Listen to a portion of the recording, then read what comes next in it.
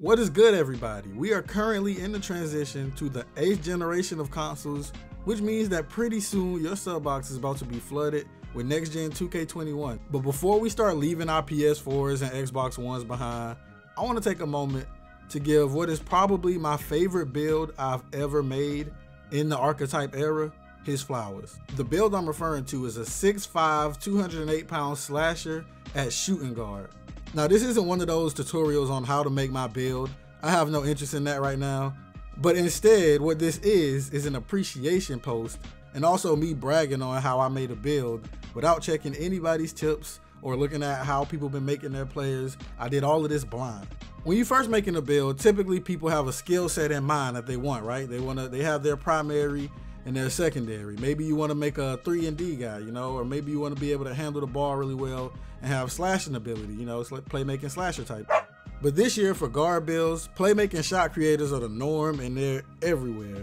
And that was to be expected kind of, because the combination of playmaking and shooting is really the go-to for guards in NBA 2K, especially in the park.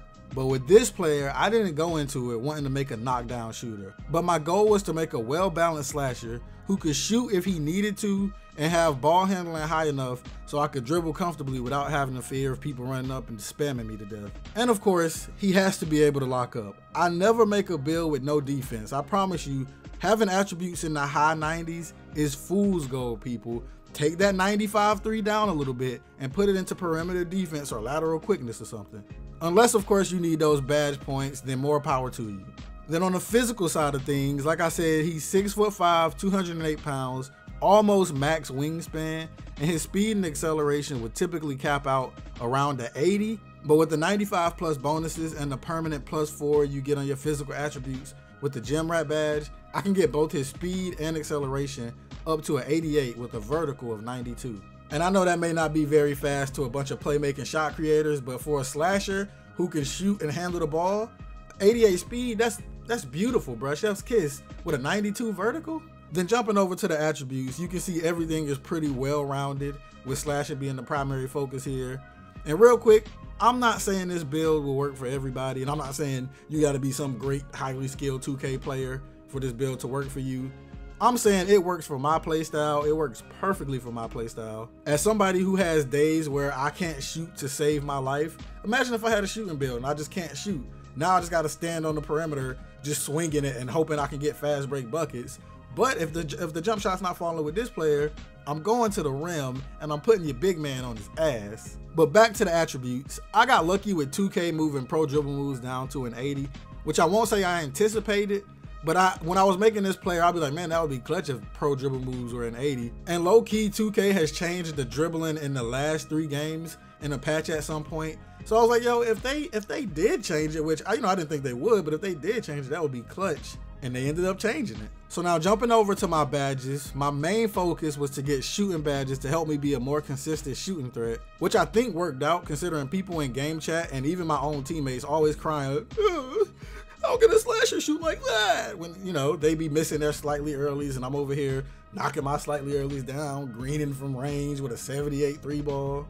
So I went with 15 finishing and shooting badges, 13 playmaking, and 5 defense. I tried my hardest to get that defense up. I wanted to get at least 7. That's what I was looking for, but they weren't having it. But the one thing I love about this player that makes me feel like I made a sneak demi is the fact that I get contact dunks, pro dribble moves, he's fast, he can shoot, and all of this, I get all of this under the name slasher.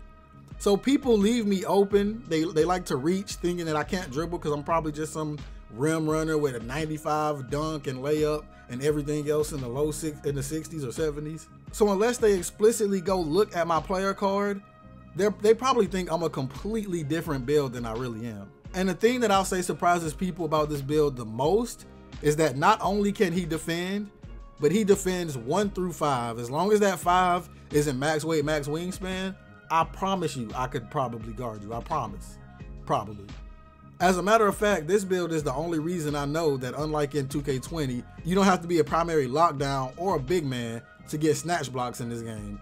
And trust me, there is nothing that will get me reported faster on PSN than if you let me snatch block your center with my 6'5" 2 guard. I have no control over what I say, what comes out my mouth. Give me that shit, bitch. Oh. If you let me do that to you, and you better not report me.